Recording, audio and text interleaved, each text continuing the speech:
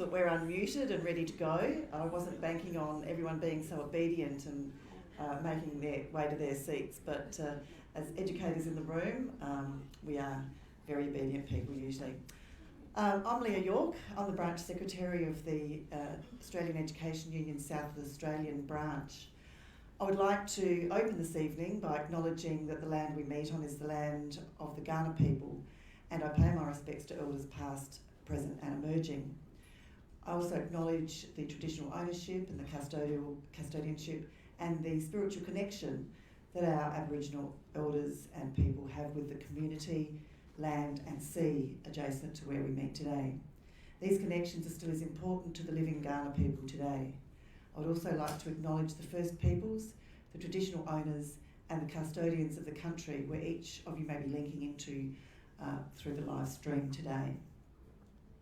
I welcome you here this evening to share in the launch of this critical, crucial and important work undertaken by the University of South Australia, resulting in the report Teachers at Breaking Point, Why Working in South Australian Schools is Getting Tougher. And there were some copies up the back if you've availed yourself to one of those. If not, there's a website that you can find that on, and I'll give you the details later. Through our shared passion for education and educators, the University of South Australia and the AEU have a long-established relationship, and on behalf of the AEU, I'd like to thank the Centre for Research in Educational and Social Inclusion. I'll now introduce Professor Anna Sullivan. Professor Anna Sullivan is the Director of the Centre for Research in Educational and Social Inclusion and Professional Lead at the University of South Australia. She's a leading expert on teachers' work and school discipline. Her work has sought to understand the ways in which teachers' work can be restructured to enable their success and how systems and school leaders can support early career teachers to stay in the profession. She's published and edited a number of works that are at the forefront of education and research. I'd like to now welcome Professor Anna Sullivan.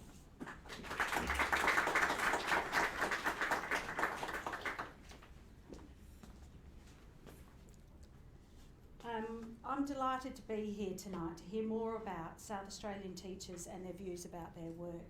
This research undertaken by my colleagues is timely and important to all South Australians. It contributes to a large body of research conducted by our centre and its predecessors.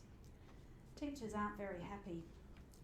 I'll let the other speakers discuss the results of this study in more detail, but what I'm going to discuss is the importance of having teachers who are thriving because we don't want them to leave the profession.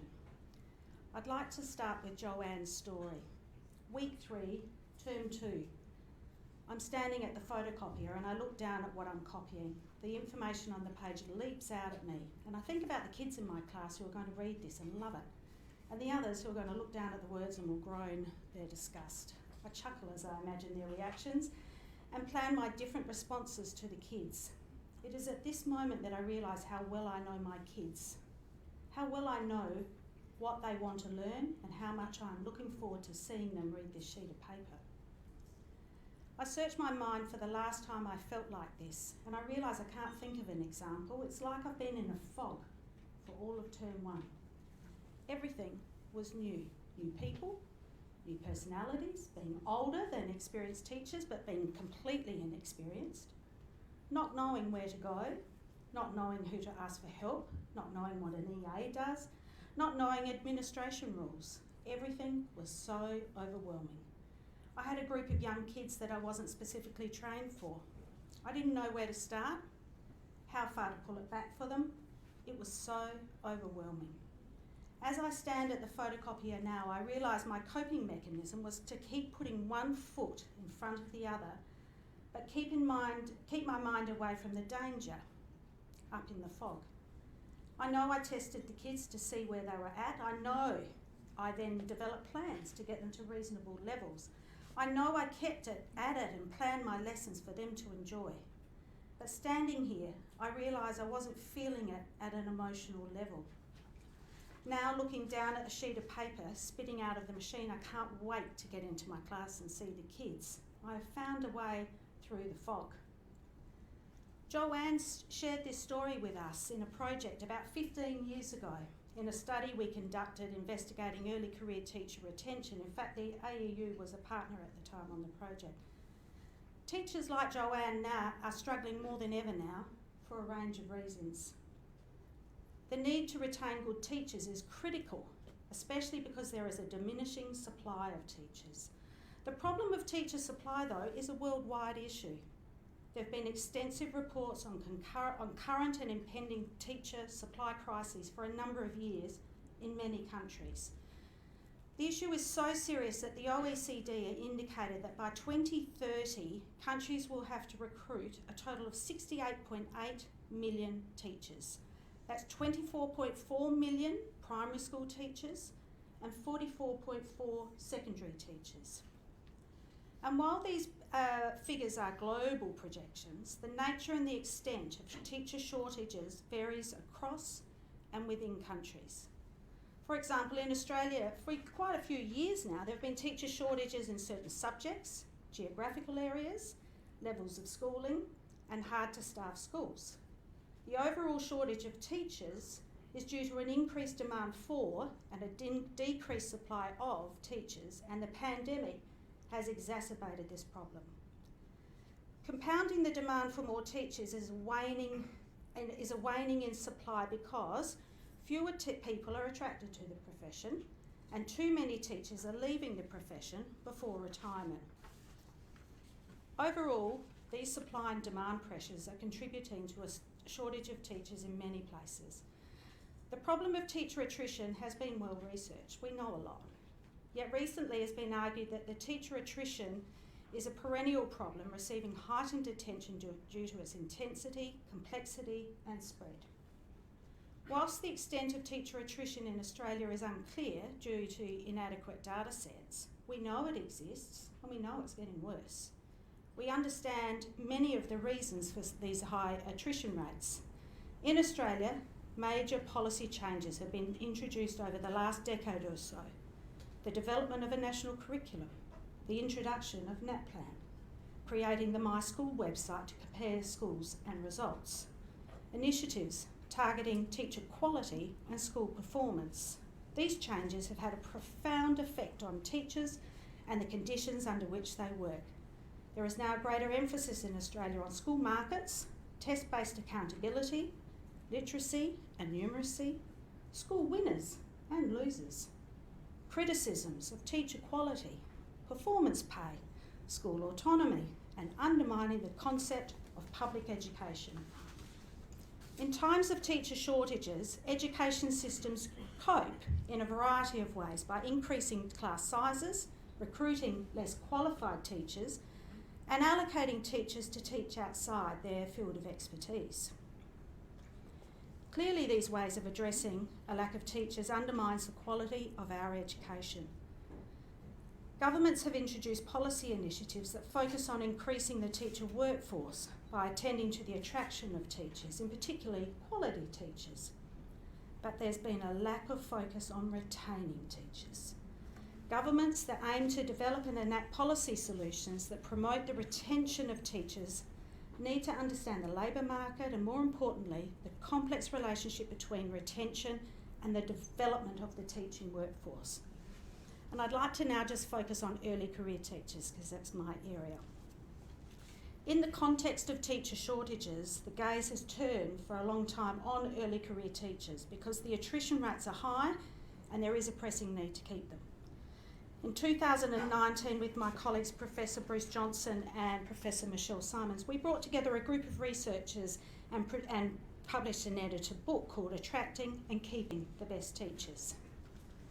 Rather than dwell on the negative causes and the consequences of high early career teacher attrition, this book focused on the positive policy and practice context that supports graduate teachers in their first years of teaching. In Australia, few concessions are given to early career teachers as they navigate their complex roles. Early career teachers are under increased pressure not only to be classroom ready, but also to perform at the same level as their more experienced colleagues.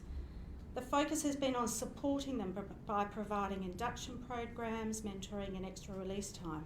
But these types of support often position the early career teachers as lacking knowledge and skills. Such a focus on the individual teacher ignores the broader contextual and systemic influences that influence their work. In fact, the nature of early career teachers' work threatens their retention, and it needs to be reformed to address the issues of intensification and performativity. We need a close and critical analysis of policies related to the work of teachers and how new teachers are supported. Policy initiatives need to be moved beyond focusing on the attraction and recruiting of teachers, but actually reimagining the induction and development of teachers. Ultimately, we need to rethink the work of teachers, especially during the early years, so they can thrive as educators, like Joanne should be thriving.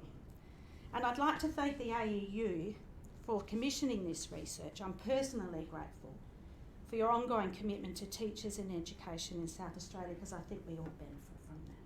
And that's my thanks.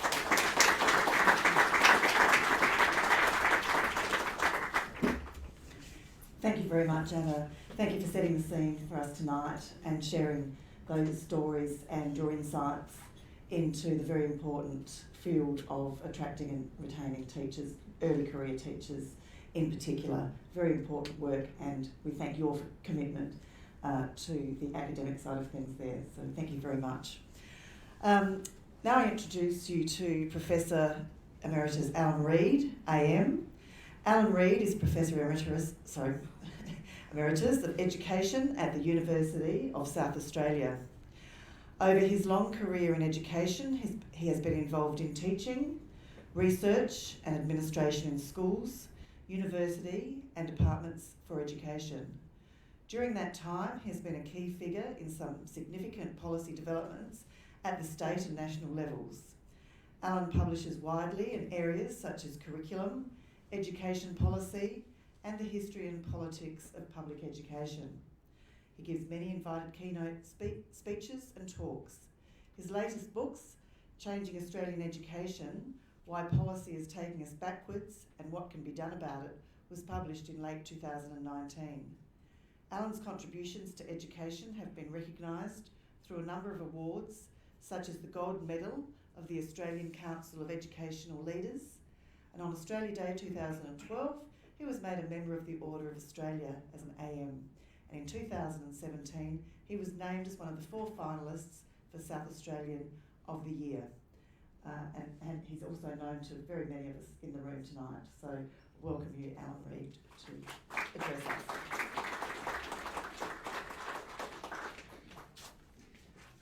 Thanks very much, Leah, and thanks to the AEU and CRESI for inviting me to be a part of this panel on what I think is one of the most fundamental issues facing our society. Now, my career in education has gone full circle.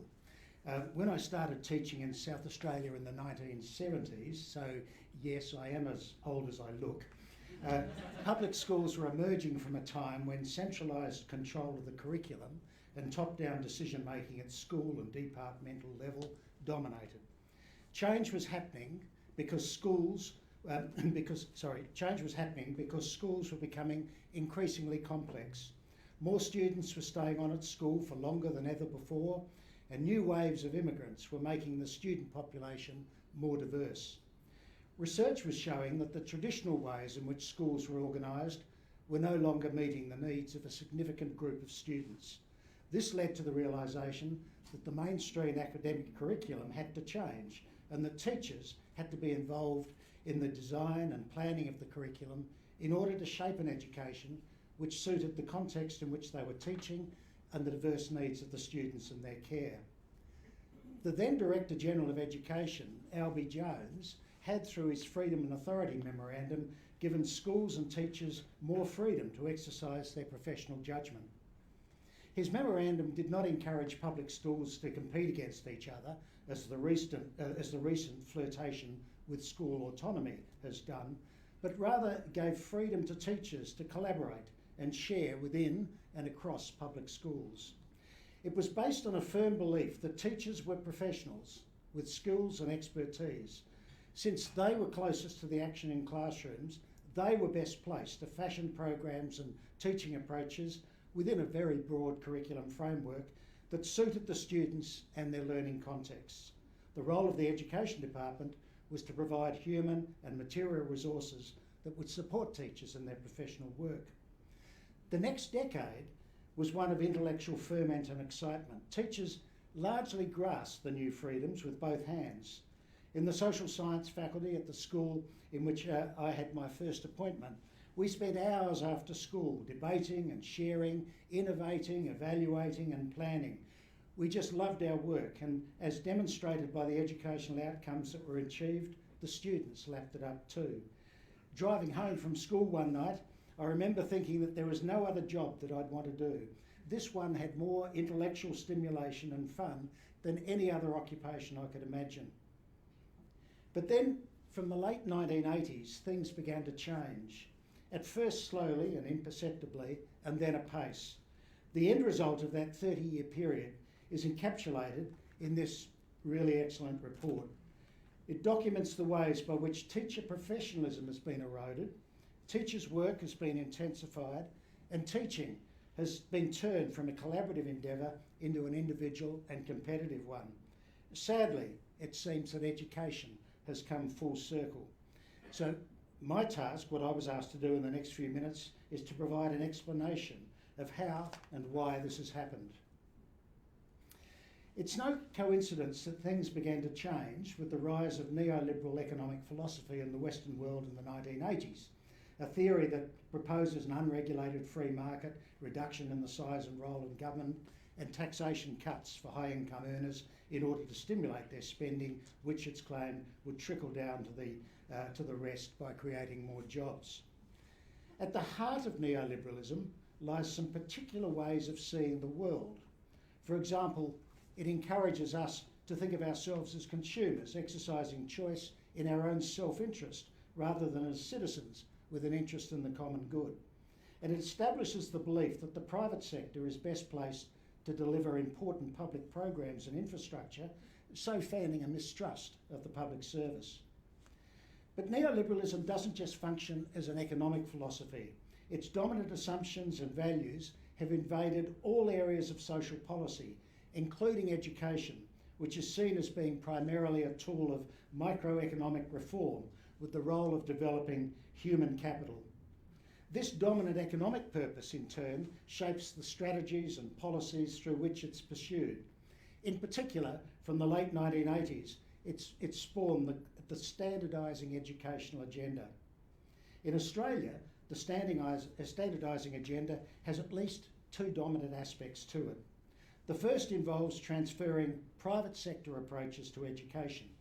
Before long, education departments were awash with vision and mission statements, key performance indicators, strategic plans, and intrusive forms of accountability mechanisms designed to control teachers and schools in order to achieve the KPIs. And within this instrumentalist logic, the need for educational expertise in policy making was seen as now necessary, and increasingly public servants without educational backgrounds populated departments of education. It wasn't long before sections of education departments that were based on an understanding that education is complex, involving curriculum or research branches and so on, were either slimmed down or abolished. When expertise was needed, after all, external consultants were commissioned from the private sector, invariably producing outcomes that were already predetermined by their clients. The second aspect of the standardising agenda is a focus on choice and competition in education, where parents and students are understood to be consumers making choices in an education market. Education is seen as a positional rather than a social good, and this in turn fosters competition between schools as they vie for custom, thus it's claimed promoting high quality education. The logics of choice and competition have resulted in a number of negative consequences, such as increased funding to private schools at the expense of public schools, and increased social segregation of Australian schools, equity being pushed to the background in policy considerations, and the privatisation and commercialisation of many aspects of education. But it's the negative impact on teachers that's the focus of this report and today's event. When parents and students are understood to be consumers, they need data to assist them in making their choices. Enter standardised testing. Despite the fact that NAPLAN and PISA test only a small slice of the curriculum, and despite the fact that there are questions about the validity and reliability of the tests themselves, they have become the surrogate arbiters of educational quality. The numbers derived from the test become immutable judgments about the quality of individual schools and education systems as a whole. For example, in South Australia in 2017, McKinsey, an external consultancy company, was engaged to tell the system how to achieve world-class status over the next 10 years. They mixed together the South Australian NAPLAN and PISA scores from the previous few years and arrived at the number 482, claiming that we needed to get to 530 to be considered world-class. The complexity involved in such work as understanding educational purposes and assessing educational outcomes and progress across the formal and informal curriculum was ignored in favour of boiling that all down into a single number. The datification of education has been widely critiqued, and I'm not going to reprise those arguments here, but it's important to recognise what accompanies this testing regime. Education systems are very sensitive to any shift in position on the league tables that are published on the basis of the test results, and to the public opprobrium that follows any decline in scores or ranking. The response has been to introduce accountability regimes designed to improve test results by setting targets, rewarding success and punishing failure. If improved test results don't follow, the improvement strategies are ratcheted up. Slowly, improving standardised test results becomes the raison d'etre of education. Now, the combined effects of the standardising agenda on teachers' work are captured comprehensively in this report and are consistent with similar reports in other states and territories. Teachers are subjected to increased administrative demands and paperwork associated with the accountability requirements and the intrusive top-down initiatives that rain down on them. Work intensification leads to rising rates of teacher stress, burnout, cynicism, disillusionment and resignations. Teachers' work is deprofessionalised as experts from outside the school establish the goals of schooling and the specific policy interventions to achieve them and the ways to assess them, while school-based educators are charged with the task of implementing it all and are held responsible for the outcomes. And teacher morale plummets as their professional expertise is undervalued, as they're excluded from making important decisions about their work, and as they are subject to ongoing criticism about their work based on the simplistic measures described earlier. And so on.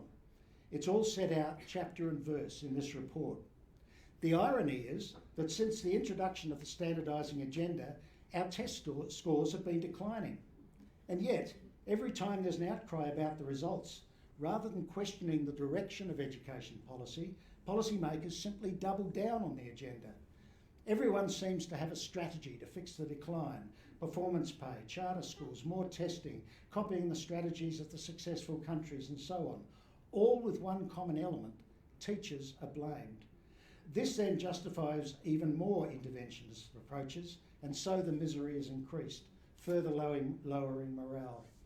During all of this, the standardising agenda is never questioned, despite its manifest failures as judged by its own measures. Now, in conclusion, I actually can see light at the end of the tunnel. Neoliberal economic theory has been discredited by leading economists for some time, and that scepticism is now becoming mainstream. The philosophy of trickle-down economics is on its last legs, if the recent response to Liz Truss's version in Great Britain is any guide. So the task is now to challenge the logic of neoliberalism in the social and cultural spheres, and education is an important part of this. As education becomes ever more complex, a new educational narrative is needed, one that rejects the standardising agenda, that broadens the purposes of education, and that restores teacher professionalism. This report provides the hard evidence to justify such a policy turn, and it provides a coherent set of recommendations that address the causes of the many disturbing features leading to the current low morale in the teaching workforce. If we're serious about achieving high-quality educational outcomes for all, then we must give teachers back their professional voice, and provide them with the resources and the time and the space to engage in collaborative curriculum work. In short, we must return to teachers the joy, the intellectual stimulation, the zest and the fun that should be at the heart of a career in education. Thanks.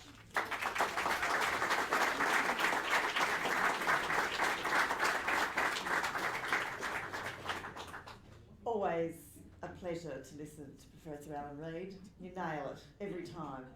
I only wish that the politicians and the bureaucrats would actually implement what you say and listen to the background of that, because it certainly rings true to, I would say, most of us in the room today. So thank you. Now there will be time for questions at the end, so if you've got any questions brewing there, just hold them until we come to the end of speakers, and you'll have your opportunity at that point. Next on our list of speakers is Associate Professor Joel Windle. Joel is an expert in education policy and student diversity. He is interested in examining educational inequality and alternative, more inclusive forms of education. Associate Professor Windle has undertaken many projects focused on how community-based practices can make curricula more inclusive.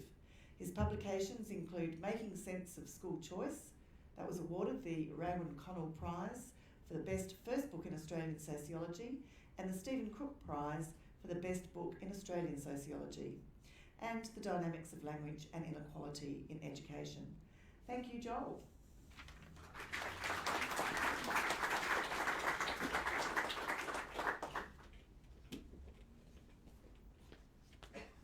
Thanks, Leah.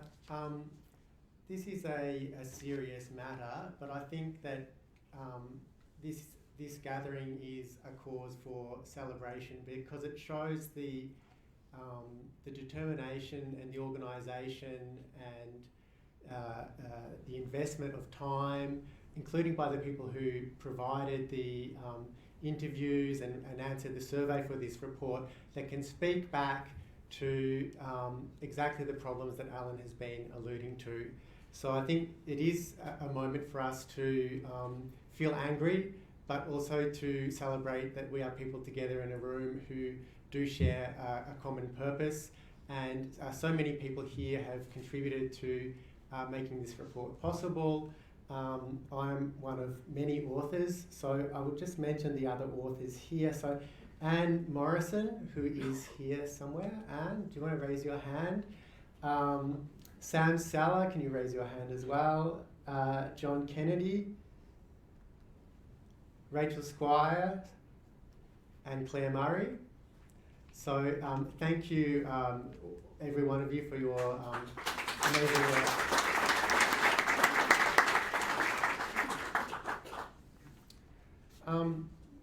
I think we all know that education as a system can only bear fruits when teachers are given professional respect, dignity, decent conditions as workers. And as Alan has alluded to, that's been missing from policy for a while. But things have really been getting worse over the recent period, even since similar studies were done in 2018. So one of the main findings we have is that half of teachers in South Australian public schools experience high levels of stress, and close to half of them are considering leaving teaching in the next 5 years. So that really points to a system that's in crisis, and we know that those figures have doubled since the 2018 research. So there really has been an intensification of this crisis. And as Alan mentioned as well, a lot of this is to do with administration and paperwork. Just one of the forms that South Australian teachers have to complete, the one plan, can take up to 8 hours to complete for one student. If you're a teacher who's got 5 or 10 students in your class who need this form completed, then if you work to the clock, you could spend the first 2 weeks of the school year just filling out paperwork and start teaching in the 3rd week of the school year. So it is far beyond reasonable. It's scandalous, actually. And it's no surprise that teachers are spending 30 hours outside of their actual teaching on these additional tasks, far beyond the paid working week.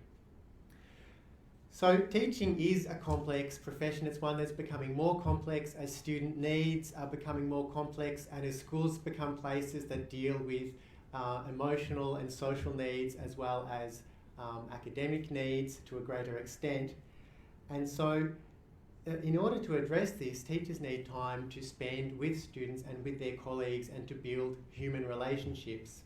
And the current system takes them away from that. This idea that accountability will generate improvement on its own without any regard for teacher well-being and indeed student well-being. So I think that this was captured well by one of the interviewees who said that you can't self-care your way out of a broken system, and indeed the system at this point is broken. So what I want to do is share some of the findings, if I can.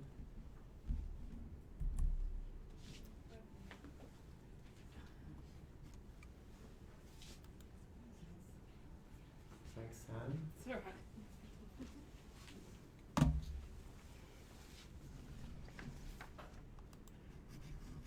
Okay, I'm gonna race through some of these findings while the slide is on its way. That's right. So in terms of changes in the past 5 years, the change that was felt universally by almost every respondent in this survey was increased complexity of work.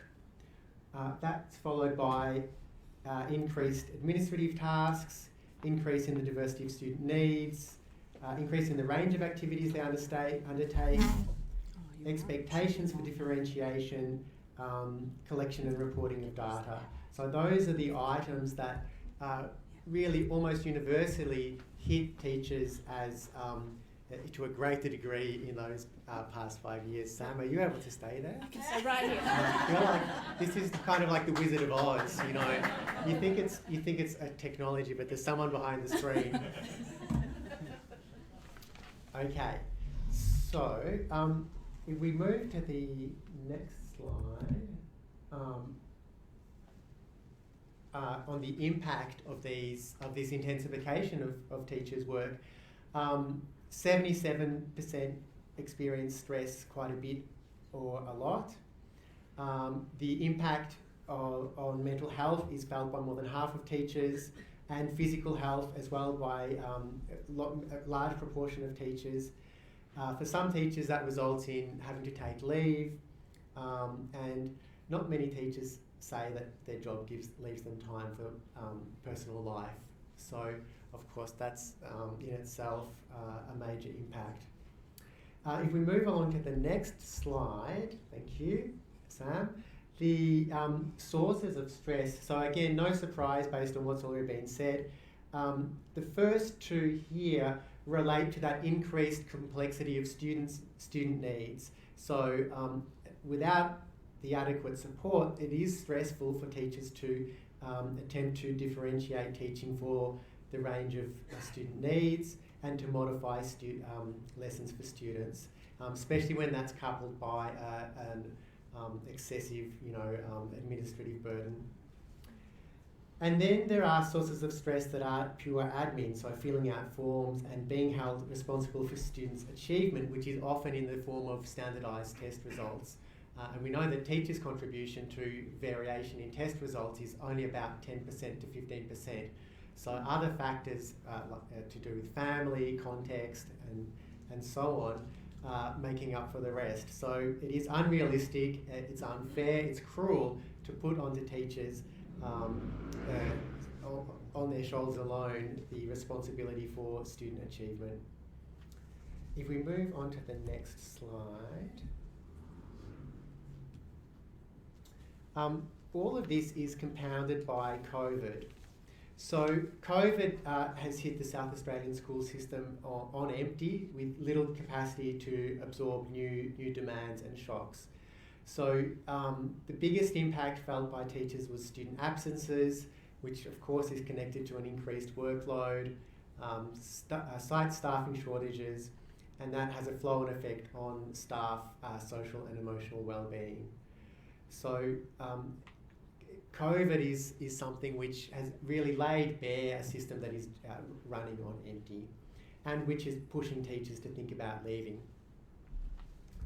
So finally, if we look at who's thinking of leaving and why, unstable employment is a factor in many teachers thinking of leaving, but that's particularly teachers in the first 5 years of teaching. The majority of early career teachers in South Australia are on contracts, and the majority of them also don't feel that they have adequate mentoring or support. A quarter of teachers are teaching outside of their field, and they also don't have sufficient support to be doing that. So these are all signs that there is already a teacher shortage and that it's going to be getting worse.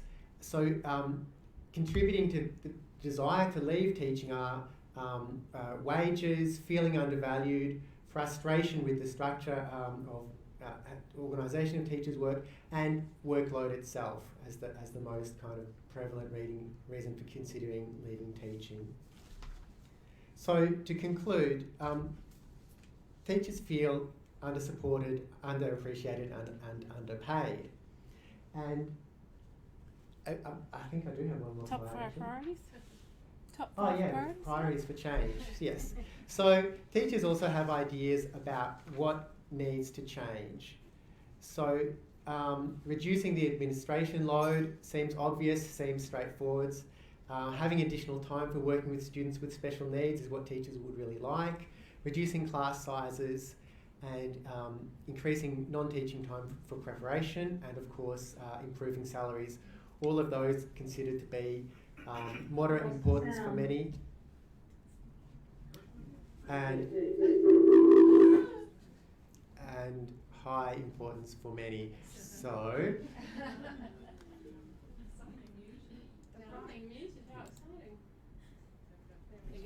okay, well, a little bit of live excitement. This is why people don't do live television very much these days. So if I go on to the recommendations of the report. So these are the 5 recommendations which are outlined in more detail in the report, which everyone has in their hands. And if you don't, we will send you a link to it in the next couple of days. Increase time and support for teachers to manage increasingly complex student needs. Reduce administrative demands on teachers to make workloads healthy and sustainable. Increase the voice of teachers and leaders in decision making and co-construction of policy. Address shortage of staff to reduce workload pressure, and increase support for early career teachers to sustain the profession. Thank you very much.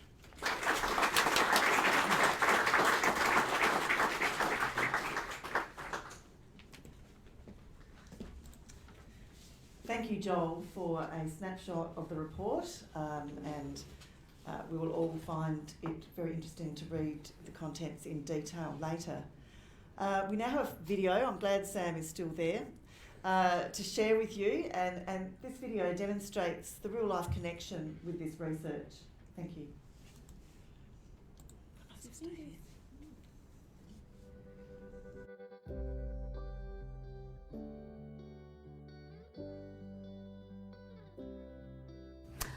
I got into education because I guess I've always been around children. I'm from an Italian background, so I've always had the love of working with children. I don't know what else I would do other than teaching. When they take on a new perspective, or you challenge their preconception about a subject that maybe they didn't think they would like or that they weren't good at. Well, those are the things I really like about my job.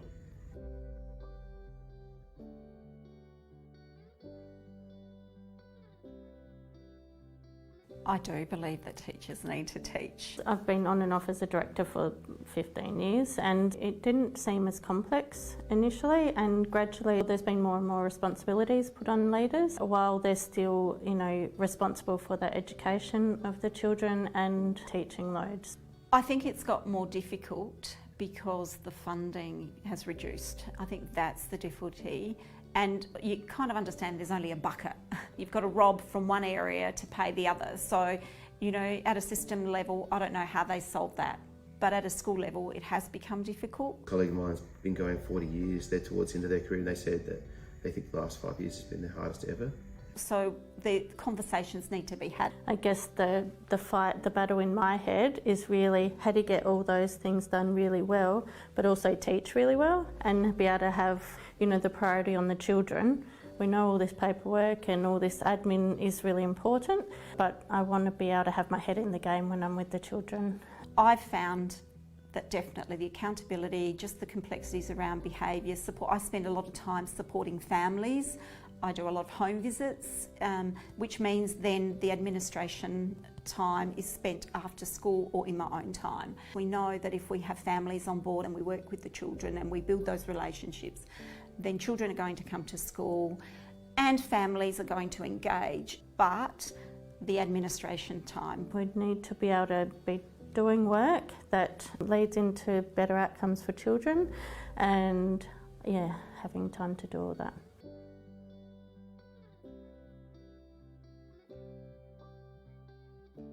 Complexity within here, we have a very complex school. We're a Category 1 school. We have SSOs in classrooms. We have an LCSO in every single class. An LCSO is our Learning Community Support Officer. They're a school services officer that is assigned to a single class. When there's extra complexities, which is really across the board for most sites, those children aren't coping so well with different people coming in and out, and they're used to someone helping them manage those emotions and moving forward with that, and then they get someone new and it can trigger off one child to another child and just unsettle the group, and it impacts on their learning.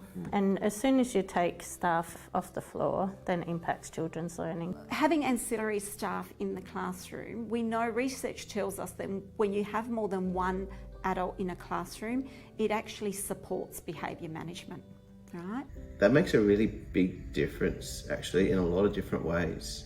You know, as a teacher, I have a lot of flexibility because I have an extra educator in the room, an extra adult.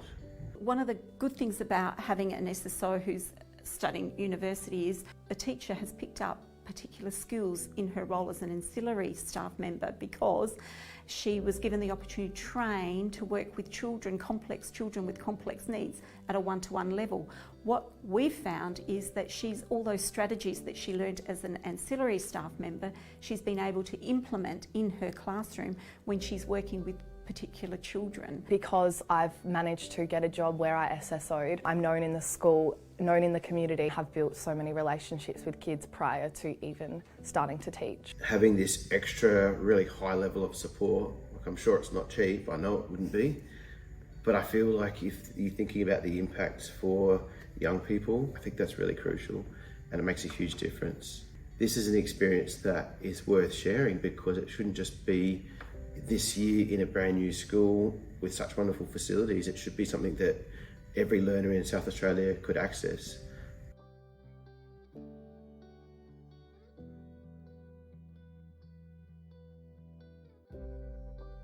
I hear lots of people talking about leaving. I've known some amazing teachers who have left the profession. What we find in our schools, particularly regional school, is we pick up a lot of beginning teachers, which I love because I find that we grow our teachers. So it's a really positive thing for us.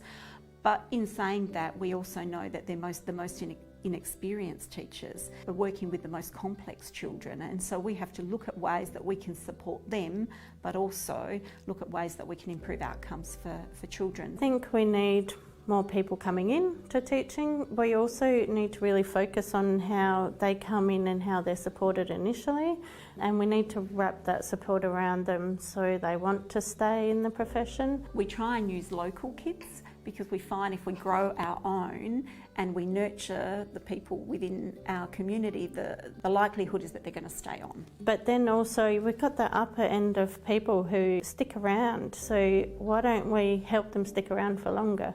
Or why don't we focus on retention of people, lots of new people coming in with these incentives, and these people who have been here all this time aren't getting that value.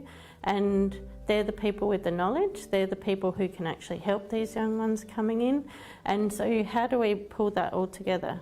I guess I should be coming up with answers, not more questions, but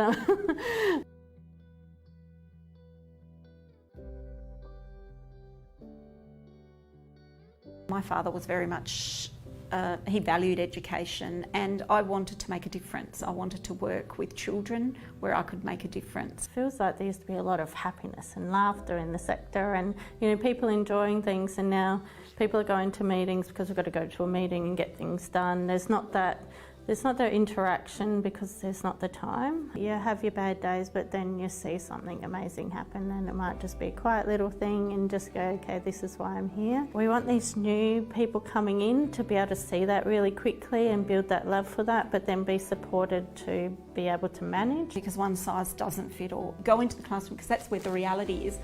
And my advice to people working in the department, in the union, is you need to come into schools to see the realities, because every school is different, every environment is different. But to have more time for us to fly, for us to do what we do really well, because I think that's the best way for our learners to benefit. There is hope. There is hope for our children, and I certainly look at things in an optimistic way. We just need to work out how to best get there, and I think that's something that the system needs to continue to work toward. How can we best get there, understanding that every community, every context is different, and we need to work together to be able to achieve that.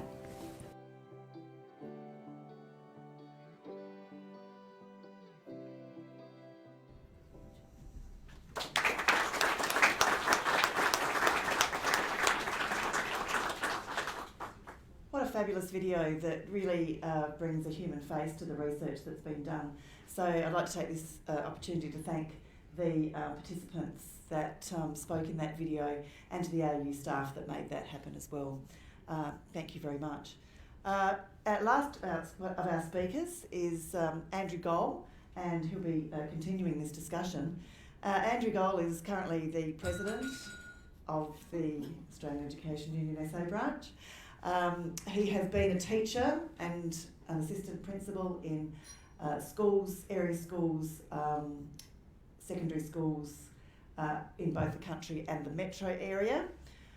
He's also apparently a sailor, a surfer, as well as a teacher, and is passionate about representing educators across the state to promote and strengthen public education. Andrew has recently travelled the land widely, empowering members to stand together, talking and working to improve conditions for workers and students together.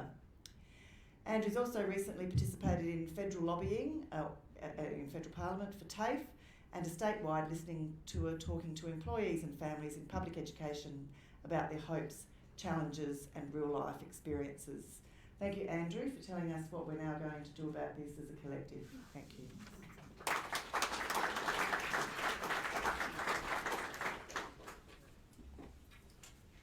Thank you, Leah, and like to recognise that we're all on Kaurna land today. AEU members, colleagues, members of the education community, it's great to see you all here, and also recognise that those are online as well. It's fantastic to have your presence. So this week again we've seen coverage which illustrates the ineffectiveness of standardised testing as a measure of student achievement. And we know this is a political test because it arrives in schools at the commencement of term 4 with less than 6 weeks of the year remaining. It's one of those things that where when results from NAPLAN go well, the politicians pat themselves on the back, and when results go badly, then teachers get blamed. And certainly if that's not said by politicians, then it's certainly part of the public narrative. And it's this public testing narrative targeting schools and teachers and the collection of data allows governments to avoid dealing with the real systemic problems. For example, funding for public education is languishing in South Australia at 92% of the school resource standard, while private schools are currently receiving 101% of that here in South Australia. I mention this because it too impacts upon the working conditions for public educators. It's an entrenched inequity that limits the support for students, compounding the complexity of preschools and schools. It locks in class sizes that are reflective of a pedagogy of a bygone era. And it's all part of an ideology called the Global Education Reform Movement, a term coined by Pasi Sahlberg. And its shortened version is GERM. So most countries have caught the germ, it's Pasi's joke, and with it, teacher autonomy and professional judgment have been devalued. The results of this survey reflect the impact of the Global Education Reform Movement upon South Australian teachers. You know, over the last 10 months, I've heard officers of the Education Department scoff at the prospect of the teacher shortage. And I've heard them assert that it's a direct result of COVID. Sick kids, sick staff, what do you expect? But what this ignorance reveals is of how effectively staff in schools have for years papered over the chronic underfunding and staffing shortage cracks thanks to a seemingly bottomless well of goodwill. Teachers are teaching outside areas of expertise. Teachers are fronting vertically grouped classes and subjects. Teachers are coming to work sick so their colleagues won't have to pick up relief lessons. Teachers are taking large combined classes. Teachers are sacrificing time with their families and time for health and well-being. And the thing is that governments and education departments know full well that teachers are driven by guilt to ensure that kids in their class are given every possible opportunity to be successful despite the lack of investment and despite the lack of trust in the profession. Governments have banked on educators' goodwill for decades and know that teachers will work long hours because insufficient time is provided to them during the working day to complete all that is asked of them. Teachers have sacrificed time with families and time for health and well-being to ensure that kids in their class are given every possible opportunity for success. The profession's goodwill is worth billions of dollars in government savings, billions of dollars in unpaid, unrecognised hours, and frankly, this is exploitation. That well of goodwill is now bone dry, and the workload for educators is unsustainable. The impact of this is threefold. Undergraduates are choosing other professions without excessive hours and workloads and better pay.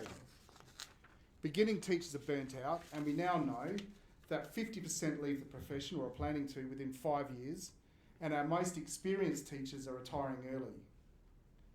During August this year, the AEU embarked on a tour of South Australia listening to hundreds of South Australian teachers. We covered 8 country centres and of course meetings in the metropolitan area. But we asked our members, and there were non-members as well, 3 simple questions. What motivates you to be an educator? What do you love about your work? What's getting in the way of what you love?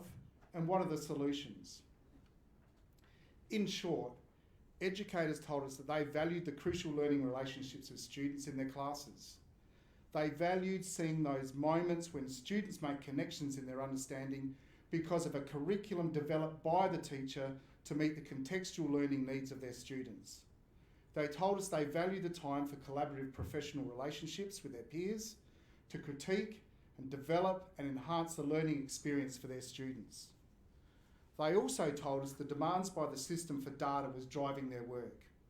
Oftentimes, the data bore no relationship to their work as teachers, provided no insight into improving pedagogy, and many were not even sure that the data they gathered was even being analysed by those who demanded it. Educators told us there were 3 things that needed to change if public education is to have any hope in attracting and retaining educators. Things must change if we're to successfully deal with the teacher shortage crisis, and AEU members have identified the solutions. First, more time is needed for quality teaching and learning. More time is needed to collaborate with peers, critique and share ideas. More time is needed to plan for increasing demands for individualised learning plans. More time is needed for effective education leadership, and more time must be dedicated to formalised mentoring for new educators. Second, more learning support is needed for students. The levels of complexity exhibited by students has grown. The numbers of students requiring learning support to be successful has increased dramatically. It was not uncommon for teachers to mention that in a class of 30, 8 or 9 students were supported by one plans, and a similar number needed formal support, but that was unavailable. The AEU has battled for additional support for students these last 2 years, but wait times for education psychologists, speech pathologists and occupational therapists remain a stultifying barrier to support students with learning needs with a timely response. The bottom line is smaller classes, and more adults in class. Third is a salary that values the work of educators. Once teacher salaries were on par with politicians. Now educators' salaries are falling away in comparison with other professions, even including nursing. Our members have set clear expectations that salaries must not decline in real terms. The cost of living pressures are impacting upon career choices away from education. And it's not difficult to understand when, after a day at work, teachers are going home to work, first in the management of families in the household, and then to work for a few more hours to catch up on tasks for which insufficient time exists during the day. One thing is clearer from the forum feedback. A salary that reflects our value is important, but no amount of money is worth the excessive and unsustainable workload and the personal sacrifice that must be made in order to survive in the classroom. So, to the report Teachers at Breaking Point, prepared by UniSA's Centre for Research in Educational and Social Inclusion. It's the first study of this type for South Australian educators, and I take this opportunity to thank UniSA and the Centre for Research in Educational and Social Inclusion and recognise the work of researchers Joel Windle, Anne Morrison, Sam Seller, Rachel Squires, John Kennedy and Claire Murray, as well as acknowledging Professor Alan Reid for assisting us in early discussions. Thanks also to Anna Sullivan and Sarah Manitakis from UniSA for assisting with the launch, and Melanie Bark, Sarah McDonalds and Paul Coates, who helped us with testing the survey. Thanks also to Campaign Director Callum Penley and Rachel Sharman and the AEU Comms team for the video interviews, and Member Education Director Sam Lyle for assisting in today's launch. And thanks too to Leah York for being MC. The South Australian teaching profession will feel affirmed and vindicated by this report. The feelings of worthlessness, of being professionally ignored, of exhaustion are real, and the impact on educators' well-being is overwhelming. My first reaction on reading the draft was one of great sadness. Sadness to read that teaching, the noblest of professions, has been shackled, devalued and exploited, and that the very reason we entered the profession, our commitment to children, to their learning and their social and intellectual growth, has been supplanted by soul-destroying bureaucratic administration. This report is a damning indictment of the decades of underfunding, of the attempts to deprofessionalise and discount the voices of a teaching profession. It's a damning indictment of an education department whose management, until very recently, I have to acknowledge, has been left by politicians to bureaucrats who've never taught a day in the classroom, whose leadership has regarded teachers as the problem, to be solved by a barrage of administrative accountability measures disguised as student performance data, oblivious to the impact that this has on workload and the working lives of educators. It will be a revelation to the same bureaucrats that 89% of teachers who spent 5 hours per week on administration tasks reported being stressed a lot. And interestingly, the report continues, time spent on teaching and teamwork is not strongly related with stress. The AEU places little credence on that plan. Yet if NAPLAN is the measure by which state and federal governments judge education performance, it's interesting to note that after more than a decade of germ accountability, a look at any of the graphs across the nation through years 3, 5, 7 and 9, there is surprisingly little improvement in NAPLAN outcomes. So, even though governments and education departments have dictated how to teach, eliminated professional autonomy and increased some workloads to unsustainable levels, we hope they will now have the wisdom, the strength and the courage to step away from a regime that has failed its students and burnt out its staff. Shortly, we commence enterprise bargaining. The AEU and its membership have spoken through forums and this research, and the question is, will the Malinauskas government continue with the same old busted-ass failed education ideology, or will it acknowledge the voice of the profession and meet the challenges to address the teacher shortage crisis? Return education to those who live it, who breathe it and love it, and do what's best for South Australian public education students. Because to re-establish public education based on trusting the professional judgment of educators, the capacity of the profession to build dynamic and engaging learning relationships with students and colleagues, to recreate a teaching and learning environment that is sustainable and a profession that is valued, is to finally address the root cause of this escalating national crisis. I commend this report, thank again its authors for groundbreaking findings. The report's recommendations bear a close correlation to the solutions identified by educators in our statewide forums. And I thank those many members who've contributed their stories to the report, and to Anna and Andy and Mandy and Gina for telling us about their stories of survival in this teacher shortage crisis. In closing, I urge public educators throughout South Australia to lend your support to the AEU as we begin enterprise agreement negotiations. We now have a clear mandate from South Australian public educators to pursue measures which address excessive workloads and improve wellbeing, to ensure kids aren't missing out. We've done the work, we've listened to educators, we've commissioned this research, and we have a strong argument for change. The question for our members and our potential members is, are we strong enough to secure it?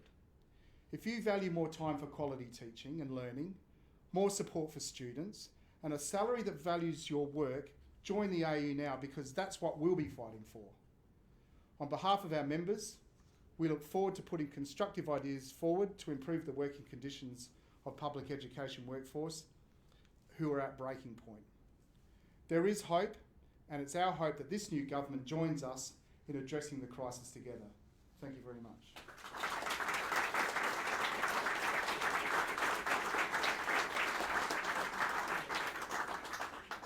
Thank you, Andrew. Now, as promised earlier, time for questions.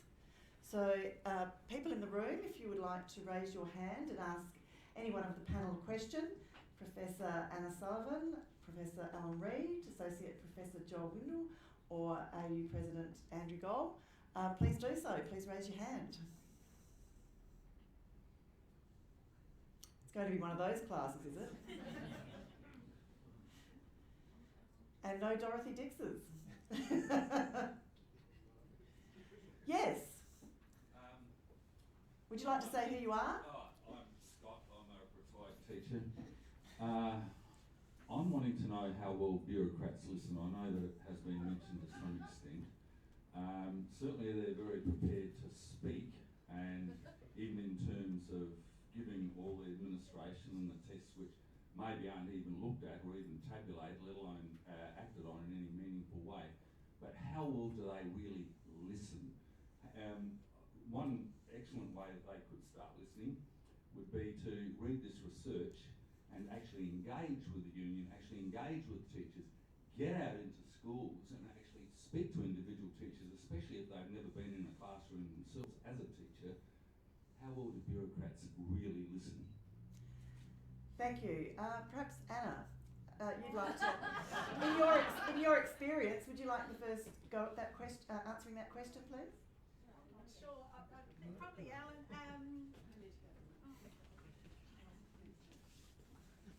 I've got to say I drifted off in the middle a bit because I thought it's, you know, the idea of bureaucrat. Look, my honest response is I think they're all thinking they're doing a really good job. And I really do believe, like everyone here, is doing the best that they can. And when there's a system, it really is at a crisis point. And I think that's what we've heard today, not just from this report. And what I was saying was it was happening 15 years ago. The pandemic has just brought it to a halt. The OECD knows it's a problem worldwide. We cannot just import teachers. Like, the problem is big. And what, you know, with big problems, you require really complex solutions. And so the draft action report was released today, and we were just discussing, I haven't had a good chance to really review it, but what strikes me is there's some good intentions in there, but there are going to be probably some unintended consequences again, because what you're doing is trying to tinker, as you know, some scholars say, you're tinkering with the policies, and rather than, as Alan's arguing, actually rethinking the whole system. And that's such a big task. And is it a bureaucrat's fault? I'm not sure. I think we've got a political system where, you know, short political cycles and things like that. I just think it's so complex and it's hard. And I take the point about bureaucrats running education systems that aren't educators, and that is an interesting sort of shift that's only come in recent years in some ways. And there's a source of frustration around that, and people trying to set policy and directions when they perhaps don't have the expertise, but they've got bureaucratic expertise. I'm concerned about that, but I'm not really an expert in that space, so that's just a personal response. So I don't know if I've answered your question, but yeah. Wouldn't that put more responsibility on the bureaucrats if they haven't been in the classrooms? Yes. Well, an increasing proportion of them haven't actually done the practical work that they are supposed to be administering. Yes. There'd be more responsibility for them to Yes. really go into today's research that's being presented, for example. Absolutely. And get out into schools and speak to individual teachers and really listen, not just pontificate and hope that they're doing a good job. Yeah. Really listen to individuals. I think you're absolutely right, but I think what I heard from Alan's talk is that actually the centralisation of policies and decisions and control actually needs to be devolved back to schools. So rather than give them more control and more knowledge, it's actually, come on, how are you going to actually empower schools and teachers to work collaboratively in their sites to make professional judgments about their workspace? And I think that's what we're all arguing in different ways from different lenses. So for me, it's not about bureaucrats having more, it's about letting go and trusting the profession to get on with the job. So that's just really my Thank you, Anna. Andrew, would you like to give any insights of recent practice in relation to what goes to the crux of the question? Yeah. What I heard was, how do we get our politicians to listen?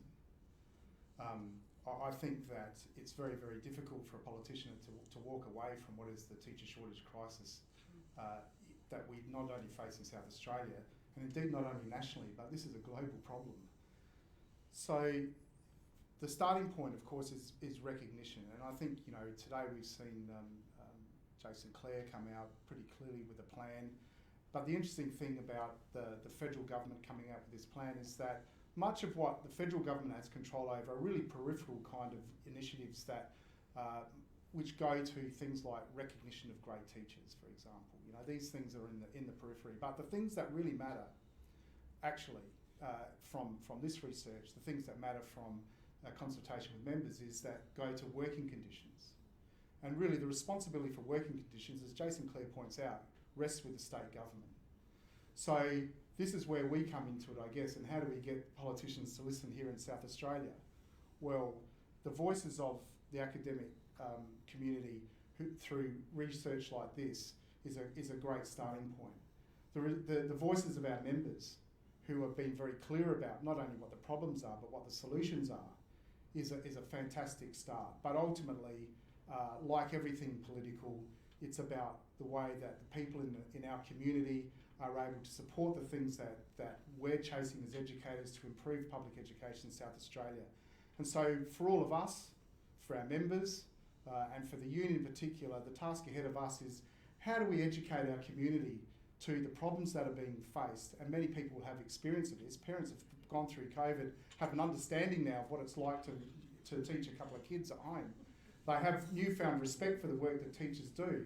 We should be building on that experience and with that help us for pushing for a better set of conditions for public education. So it's about education, and it's about us using our networks within our community to drive that message home to politicians who at the end of the day have the money to fix this problem.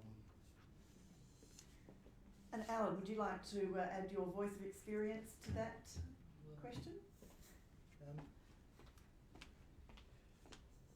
I'm not sure I can add too much more to what Andrew and Anna have said, but I think perhaps it's not so much that bureaucrats aren't listening, it's that they're actually operating within I think a false, a wrong kind of framework.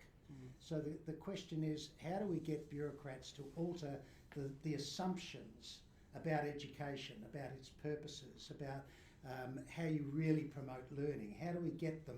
You see, what happens when you get in people who perhaps don't have as strong an educational background as people working in schools and educational institutions, is that it does look kind of common sense. Well, you just you can narrow it down. You can narrow education down to just literacy and numeracy. That will tell us about the quality of education. We forget about relationships between students. We forget about developing capabilities of kind of understanding, intercultural understanding, empathy and so on. We forget about the arts and the social sciences and all of that sort of stuff. We just boil it down to this. When that becomes the kind of really, as I said in my talk, the raison d'etre for education, then it's simple. Well, we just need to get data to tell us how we're going. So really, I think it's about us as an education community keeping on the argument that we have to change the narrative, that education is much wider than that, that education is an exciting thing that covers so many aspects of life, and that teachers have this wonderful job of developing in young people, diverse groups of young people, their learning in a whole range of different contexts. And this is complex work. And we know from the research the best way this happens is teachers working together, collaborating, exchanging what works, what doesn't work, rather than someone coming in from outside and saying, do this and this is what does work. So I think really it's about, because many bureaucrats they're pretty well-meaning, they think in the context of their work they're doing the right thing by pushing for educational quality. So I think we need to challenge that, their view of the world, their view of education, to widen that. So questioning the assumptions, I think, is what I reckon is the starting point. Thank you, Alan. Now that you've had some time to think, are there any further questions? Yes. Can you just say who you are so that we know your name? I'm Brad. I work at the Youth Education Centre, which is inside Kalana-Tapa Youth Justice Centre. My question's for Andrew. Seeing it was a Labor government that was giving us so much grief at the last EB, how confident are you that this one's going to be any different?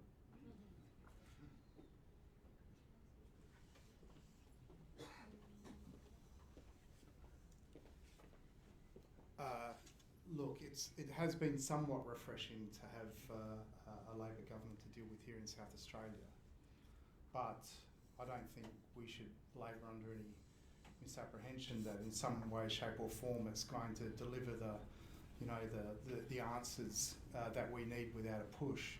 So how confident am I? Well, look, I think there's some real recognition at a ministerial level that the workload is the issue. So I think, the starting point is an understanding and a recognition of the problems that are being faced by the teacher profession. So in that, I'm hopeful. But ultimately, recognition doesn't get you over the line, and money does. And I suppose we're all really acutely aware of the current circumstances we face in the economy. And, I'm happy to relate to all of you, a conversation had with Peter Malinauskas in the first holidays this year, saying, well, Andrew, the problem is we face a structural budget problem here in South Australia. We've been hearing that since the State Bank collapsed in the 1990s, right? So I think they are identifying the problem, and now how much of a push is going to be required for them to address the problem, which ultimately is about a function of budgets and money. So a tick for acknowledgement. We're going to have to push and work collectively with our community and with the education community to push the need to change now, because these changes aren't going to make an impact in the short term. This is not a short-term fix. We're talking about changes that are going to impact in the medium and long term. So we're going to have to really push to get that in the budget and allocate it. But it's not going to happen just by me talking. It's not going to happen by a strongly worded letter from the President of the AEU. It's going to happen by tens of thousands of people lending their support to wanting to improve the sorts of conditions that we're facing. Thank you, Andrew. So we've got a lot of work ahead of us. All members, we need to be out there talking to our communities and getting people head over to the Fix the Crisis website, sign on there and look at the next steps that we all need to be taking. So for further information, you can go to the Cressy website that's down there, or the Fix the Crisis website as I said, to learn those next steps. I'm being wound up from the back of the room there. I'd just like to reiterate once again thanks for the University of South Australia staff that have facilitated this event, to the AEU staff that have facilitated this event, to the academics and researchers that undertook this task, to all of our members who have made the commissioning of this possible, and also to the academics, the panel that are here today. So thank you very much for everyone's attendance today.